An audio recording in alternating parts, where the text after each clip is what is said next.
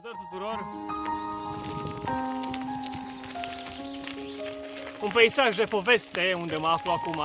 Sunt în coborâre spre cheile izvoarele Cernei, mai exact, mă scuzați. O vreme de vis, o vreme superbă. Una din aventurile care mie îmi plac cel mai mult este bicicleta, clar, fără nicio îndoială.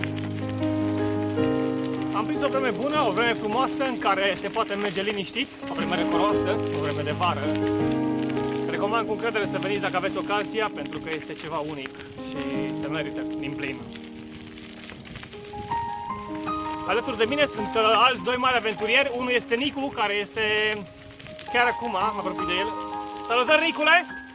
Ne urmărește lumea și ne admiră și ne respectă foarte mult. O nouă aventură, așa cum am spus. Nu se compare cu nimic, absolut nimic.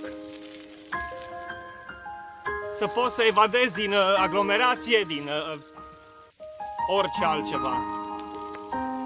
Recomand cu încredere dacă aveți ocazia să veniți.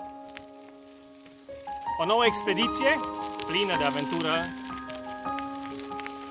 Ne îndreptăm spre izvoarele Cernei, după care vrem să ajungem la Herculane, așa ușor, ușor.